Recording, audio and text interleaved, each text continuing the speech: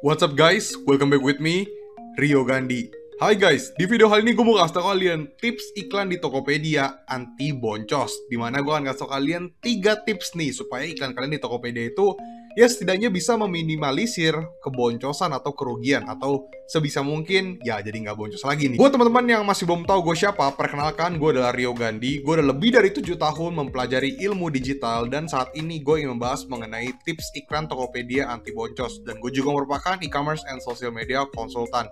Yuk kita masuk ke pembahasannya biar kalian tidak terlalu lama dan siapkan buku catatan kalian supaya kalian lebih memahami mengenai tips ini. Oke, kita masuk ke pembukaannya dulu. Buat teman-teman yang suka mengalami boncos saat beriklan di Tokopedia, semoga video ini dapat membantu kalian. Tentu saja tujuan gue membuat video seperti ini adalah supaya teman-teman di sini bisa terbantu ya.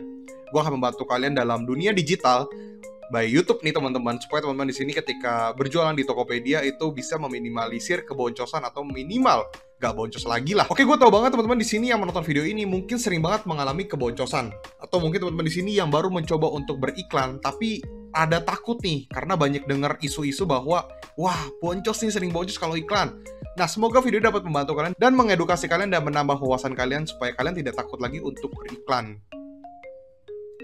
Jadi ini adalah contoh salah satu brand yang pernah konsultasi sama gue dan gue telah mengatur iklannya dan udah gue optimasi dari berbagai segi produk dan tokonya, dan inilah hasilnya. Brand ini sempat beriklan di 600 ribuan untuk advertisingnya dan dia berhasil mendapatkan omset 31 jutaan, dan ini gue juga bantu untuk aturin. Jadi mendapatkan 31 jutaan dan mengeluarkan budget 600 ribuan. Apakah rugi? Nah, di sini mau gue hitung. Untuk tampilnya gue tutupin dan kliknya gue tutupin ya, karena ini bersifat rahasia. Dan brandnya gue juga tidak bisa kasih tau ke teman-teman. Yang penting di sini udah gue screenshot sebagai bukti. Jadi kalau misalnya kita hitung secara kasar aja nih teman-teman ya. Kalau misalnya omset 31 jutaan, terus kita ngomong margin untuk Tokopedia 5%. Ya beda-beda lah ya, cuman gue patokin aja 5% nih. Itu di 1,5-an.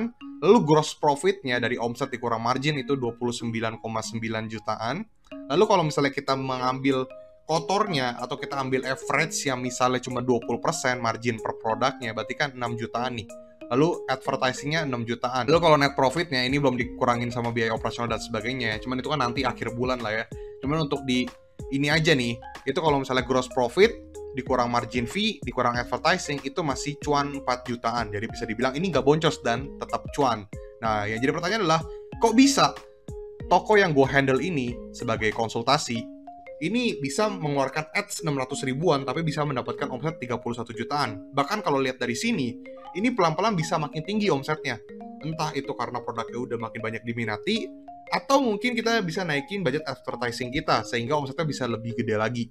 Nah, kita bahas nih ketiga tips ini. Jadi saya akan memberikan 3 tips agar iklan di Tokopediamu bisa meminimalisir keboncosan atau kerugian. Gue tidak akan menjamin 100% teman-teman di sini nggak akan boncos lagi. Karena tiap toko dan tiap produk itu punya beda-beda cara. Dan apalagi kan gue nggak memegang toko kalian ya, jadi sehingga gue nggak tahu nih teman-teman, kalian ini menjual produk apa, permasalahan kalian di tokonya tuh apa. Cuman ini adalah secara umumnya, ini yang gue lakukan supaya meminimalisir keboncosan dan kerugian. So teman-teman, ada baiknya teman-teman di sini untuk like dulu video ini sebagai bentuk terima kasih dan apresiasi kalian terhadap video ini, karena gue telah sharing video edukasi seperti ini. Apalagi gue kasih kalian secara belak-belakan nih, biar iklan kalian di Tokopedia itu bisa tidak terlalu boncos atau nggak boncos lagi. Yuk like dulu teman-teman, gue tunggu sampai 5 detik. 1, 2, 3, 4, 5. Terima kasih teman-teman yang sudah like video ini. Kita lanjut dulu, yang belum like, cepetan like. Oke, kita masuk ke topik utama, dimana gue akan kasih kalian 3 tips iklan di Tokopedia. So, yang pertama, gue itu memaksimalkan judul dan kata kunci. Ini dua hal yang berbeda ya teman-teman ya. Judul untuk judul produk dan kata kunci ketika kalian iklanin. Karena kalau kita iklan, kan ada yang namanya tambahkan kata kunci ya. Nah, di sini harus memaksimalkan judul dan kata kunci. Kenapa? Pastikan kamu memakai judul yang tepat dan menggunakan kata kunci yang tepat. Di sini kan jadi pertanyaan dong. Emangnya kenapa kalau misalnya memakai judul yang tepat dan kata kunci yang tepat? Kita masuk ke poin nomor 2, di mana gue akan membahasnya nih. Jadi iklan produk dari Tokopedia juga di-push oleh algoritma judul produk itu sendiri. Apabila kamu tidak memakai judul yang tepat, efektivitas iklanmu juga akan kurang maksimal. Jadi teman-teman, kalau misalnya teman-teman di sini beriklan di Tokopedia menggunakan kata kunci tambahan, tapi sebenarnya pada judul produk kamu aja ini kurang tepat, ini akan kurang maksimal. Jadi algoritma Tokopedia ini akan membaca dua hal. Yang pertama judul produkmu, yang kedua kata kunci tambahan yang kamu pasang ketika kamu melakukan iklan. Berbeda dengan marketplace yang lain, ketika kamu nambahin kata kunci, ini udah menjangkau banget untuk produk-produk yang kamu sebenarnya di judulnya nggak memasang nih. Tapi untuk Tokopedia sendiri, itu bener-bener nge-push dari dua hal ini, judul produk kamu dan kata kunci. Kalau misalnya dari judul produkmu ini udah nggak bagus, nggak tepat, nanti kurang maksimal, meskipun kamu tambahin kata kunci tambahan, teman-teman. Ini harus di-note ya, teman-teman ya. Silahkan dicatat kalau misalnya mau dicatat, karena ini penting banget ketika teman-teman memasang judul yang tepat, kata kunci tambahan yang tepat, ini akan jauh lebih maksimal dan jauh lebih efektif nanti iklannya. Nah, karena Tokopedia ini memiliki 70 huruf saat ini, gua nggak tahu ke depannya akan ditambahkan atau enggak. Karena Tokopedia saat ini hanya memiliki 70 huruf, jadi kamu harus benar-benar menggunakan kata kunci yang maksimal. Gue tahu banget 70 sangat-sangat sedikit, tapi kalau misalnya teman-teman di sini menggunakan kata kunci dan judul yang tepat, walaupun 70 huruf ini tetap masih bisa jualan, masih bisa mendapatkan banyak traffic. Jadi sebisa mungkin walaupun 70 huruf benar-benar dimaksimalin. Ya gue tahu banget sih, terkadang bahkan ada seller yang nggak memasang 70 huruf, cuma 50-an. Jadi benar-benar harus dimaksimalin nih. Nah, untuk kata kunci sendiri, inilah contoh ketika kalian melakukan iklan dan udah masukin kata kunci. Gunakan kata kunci yang sesuai dengan produkmu. Jangan gunakan kata kunci di luar dari produkmu. Apabila kamu menggunakan kata kunci di luar produkmu, memang bisa mendatangkan traffic, tapi bukan konversi. Kalau misalnya teman-teman di sini misalnya menjual panci ya, sebagai contoh, tiba-tiba teman-teman masukin frying pan nih, ya bisa datengin traffic kalau misalnya teman tambahin kata kunci frying pan. Tapi yang ada nanti ketika customer mencari frying pan, produkmu keluar, tapi sebenarnya dia emang nyarinya frying pan, bukan panci. Sehingga kamu emang bisa datengin traffic, tapi bukan konversi. Jadi bisa-bisa boncos nih iklan kamu, karena kamu memasang judul atau kata kunci tambahan yang nggak sesuai dengan produk yang kamu jual. Jadi sebisa mungkin jangan memakai kata kunci yang tidak sesuai dengan produk yang kamu jual. Yang kedua, bid kata kunci. Atur bid kata kunci kalian jangan terlalu tinggi untuk di testing. Kalau misalnya masih bisa jadi konversi di bid rendah, kenapa harus bid tinggi? Bener gak? Kita semua pasti pengen lah bid serendah mungkin, tapi bisa datengin konversi yang bagus. Nah, kebanyakan seller-seller ini langsung hajar di bid tinggi. Kalau gue sangat-sangat tidak menyarankan, karena kalian harus testing dulu dengan bid rendah dulu. Kalau misalnya di bid rendah udah dapetin konversi, kenapa harus di bidnya ditinggiin? Ya nggak? Jadi teman-teman, di analisa pribadi, bid rendahnya berapa sih? Tergantung kalian analisanya berapa. Tapi bukan berarti yang bener-bener paling rendah ya teman-teman ya. Bukan berarti seperti itu. Ya kalian analisa dulu lah, kalian testing dulu. Kira-kira di bid berapa nih cocok kayak gitu. Jadi jangan langsung memasang bid yang tinggi. Jadi sesuaikan bid kata kunci kalian, bukan dari rekomendasi. Kan terkadang ada rekomendasi ya, minimal harus bid segini kalau misalnya mau naik. Nah, ini nggak juga. Tapi dari analisa, seberapa banyak sih traffic yang datang dari kata kunci tersebut. Sehingga ketika kalian memasang bidnya, kalian udah langsung mengetahui nih.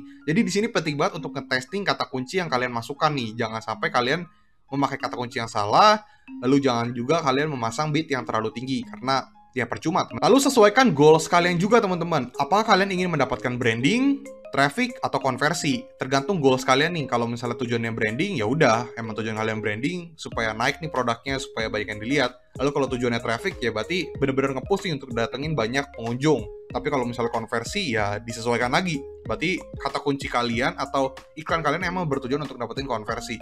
Ya gue tahu kebanyakan orang pasti dapetnya konversi pengennya ya. Karena gue pribadi awalnya gue tidak terlalu mementingkan yang namanya konversi. Gue yang penting traffic dulu teman-teman. Karena kalau traffic banyak udah pasti jadi konversi. Tapi kalau misalnya berfokus pada konversi terus, nanti trafficnya malah kecil. Nah tentu aja dapat dilihat kalau teman-teman sudah testing iklan kalian. Jadi dianalisa nih. Yang ketiga, unique selling point. Jadi pastikan produk yang kamu iklankan memang produk yang memiliki unique selling point yang bagus. Nah, unique selling point-nya tuh seperti apa? Kita bahas ya. Jadi teman-teman, jangan sampai kalian memaksa untuk mengiklankan produk yang bahkan kamu sendiri tidak tertarik untuk membelinya. Kalau misalnya teman-teman tertarik untuk membelinya dan benar-benar kayak ini kayaknya produk ini kayak layak banget nih untuk dibeli, bahkan unique selling point-nya tuh bagus banget. Jadi ketika diiklankan, otomatis akan lebih mudah untuk datangin traffic dan penjualan. Tapi kalau misalnya secara unique selling point itu sangat-sangat sedikit, produk tersebut juga bahkan kamu sendiri tuh kurang minat, percuma kalian iklanin. Yang ada nanti nggak jadi apa-apa, cuma dapat traffic aja. Kan kalian bisa milih ya, kalian mau iklanin produk yang mana. Jadi sebisa mungkin ketika kalian memilih produk yang mau kalian iklankan, itu adalah produk-produk yang memang mendatangkan penjualan yang banyak, karena produk tersebut tuh memang oke, atau produk tersebut tuh bagus. Jika memang produk tersebut memang bagus, maka jauh lebih mudah menjual produk tersebut bahkan dengan iklan. Jadi gini teman-teman, gue pernah bilang di video-video gue sebelumnya, gue pernah menjual produk tanpa iklan, hanya berdasarkan kata kunci aja, judul SEO. lalu gue tingkatkan lah optimasi, dan ini tetap bisa terjual walaupun gue nggak iklan. Kalau gue iklanin, makin mantep lah penjualannya. Jadi sebenarnya produk tersebut memang udah bagus. Jadi kalau misalnya teman-teman di sini ketika iklanin, ini akan jauh lebih mudah untuk mendapatkan penjualan daripada produk tersebut memang kayaknya kurang oke, terus unique selling point-nya kurang, kamu juga nggak optimasi, sehingga nanti jadi susah untuk jualannya. Jadi percuma nih kamu buang budget gede-gedean, tapi yang ada nggak dapetin penjualan sama sekali.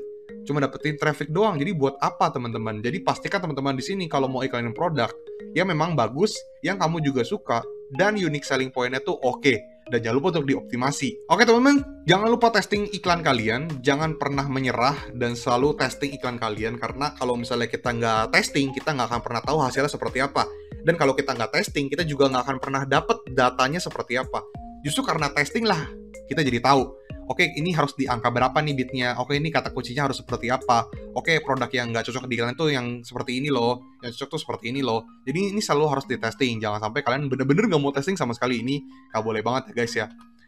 Oke guys, sekali lagi terima kasih sudah menonton video ini. Jangan lupa untuk like, komen, dan subscribe. Buat teman-teman di sini yang pengen join kelas offline gue atau mungkin info-info webinar gue secara gratis, atau webinar-webinar gue yang lainnya, bisa langsung WhatsApp ke nomor ini, chat only, tidak untuk telepon. Dan buat teman-teman di sini yang pengen join grup Telegram gue, silahkan join, linknya di deskripsi. Dan yang ingin beli digital course gue, silahkan di desti.store/riogandi. Di situ ada banyak sekali course-course online di mana kalian akan mempelajari detail-detail mengenai jualan online. Jadi silahkan dicek ya. Ada 3 hal tuh: grup Telegram, nomor WhatsApp untuk mengetahui informasi-informasi kelas atau mungkin webinar gratis maupun berbayar. Lalu ada kelas online gue di desti.store/riogandi. Semoga video dapat bantu kalian, dan jangan lupa selalu testing iklan kalian, dan semoga video dapat bantu dan menambah wawasan kalian. Dan ya, Rio Gandhi, peace out.